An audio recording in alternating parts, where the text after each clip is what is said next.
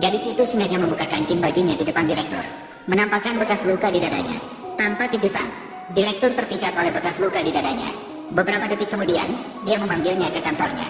Mengetahui gadis itu telah mengganti jantungnya tahun lalu, dan membuat pengecualian dengan menjadikannya asistennya meskipun hanya lulusan SMP, sebagai asistennya sendiri. Karena dia curiga, jantung yang didonasikan oleh Moon Knight mungkin berada di tubuh gadis itu. Dan gadis itu juga tahu segalanya tentang direktur. Alasannya mendekati direktur hari ini adalah untuk membalas dendam kepada tunangannya. Ternyata, 10 tahun yang lalu, gadis SMP itu dibully setiap hari oleh Queen of Starwell, bahkan sampai menggunakan catokan rambut untuk menyiksanya.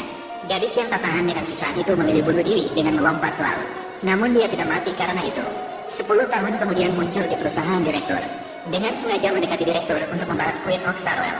Namun ketika Queen of Starwell melihat gadis itu, juga kaget, tapi teman sekelas yang dulu pernah diintimidasi sudah meninggal.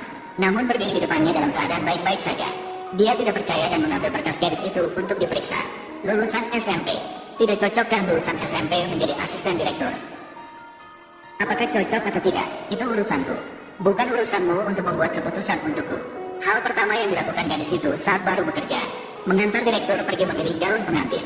Mereka memperlakukan gadis itu seperti pelayan, bahkan mengancam untuk memukulnya jika tidak patuh. Tapi malah dibalas dengan tamparan oleh gadis itu. Sekarang dia bukan lagi orang yang lemah 10 tahun yang lalu. Dia langsung membalas dendam.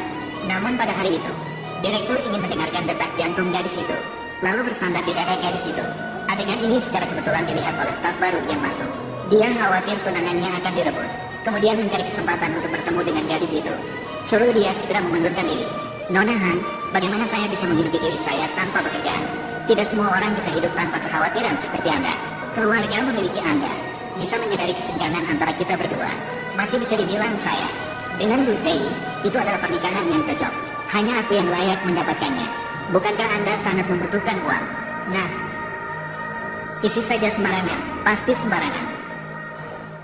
Tentu saja, syaratnya adalah kamu harus menghilang selamanya di depan Bu Zei.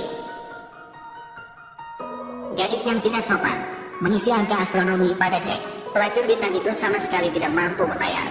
Marahi dia, apakah dia gila miskin? Gadis itu mengejeknya. Jika tidak mampu bayar, jangan main-main dengan trik keluarga kaya. Pelacur bintang yang marah bersumpah dalam hati.